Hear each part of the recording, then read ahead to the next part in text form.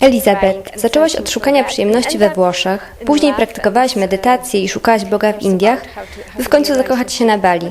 Które z tych doświadczeń było najbardziej uzdrawiające? Well, first of all, actually, the book starts with me on the bathroom floor crying, which is, I think, where many of our changing of life experiences begin. At the point that you have to realize something has to change. I can't continue like this.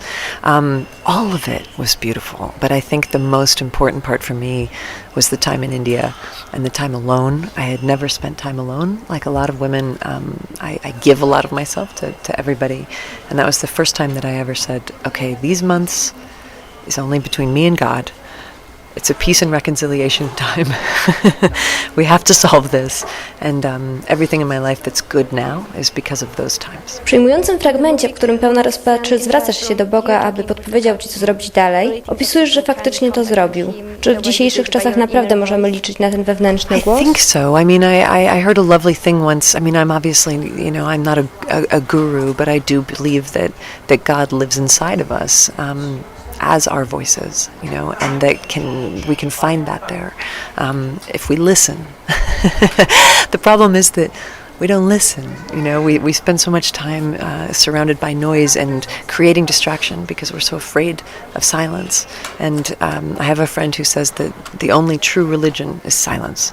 It's the only place that it happens. And I think that's why every religious custom in the world has built into it a requirement that at some point during the day you stop, you go into silence, and you find your communication with the divine.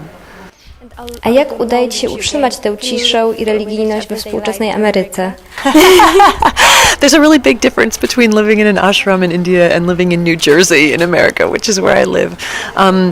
The answer is I'm not a Buddha. I have horrible days like everybody else, and I have days where I have no certainty, and I feel like I've completely made nothing but mistakes, and but I have this compassion that's new, that I never had in my life before, and it's the compassion that says, with a very kind voice, we've been here before, remember, and we continued on, and we were careful and gentle with ourselves, and then we got better, so let's go. It's time to lift yourself up again, and that's probably what I hope to take with me for the rest of my life. Czy spodziewałaś się aż tak olbrzymiego sukcesu na całym świecie? Never. It's funny though, because sometimes people say this must be such a crazy moment in your life, and what I want to say is, you don't understand. The crazy part of my life was before. when I was poor and I wasn't famous and I hadn't written this book and I hadn't gone on this journey, that's when the crazy part of my life was, and I managed to create a crazy life all by myself with nobody's help.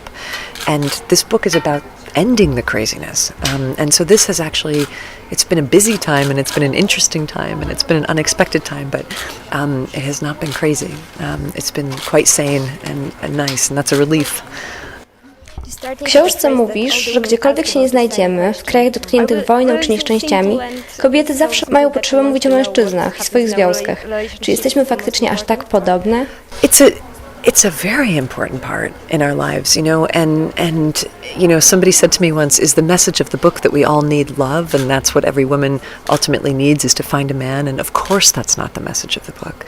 But the message of the book is, if you are going to have love in your life, if you are going to have a man in your life, it needs to be good. And he needs to be good to you, and you need to be good to him. We need good love if we're going to have love.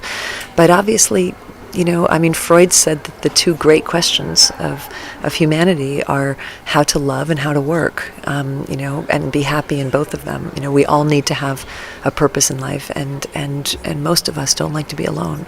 So those are the two questions that we're always trying to solve. What am I here to do, and who am I going to do it with? Co chciałabyś przekazać swoim polskim czytelnikom? Sure, thank you so much. Yes, hello readers. Oh, thank you so much, all my readers in Poland. I've met a number of you today, and you're beautiful and gracious and welcoming, and I'm so appreciative of everything that you've done for me. So God bless you, and thank you so much.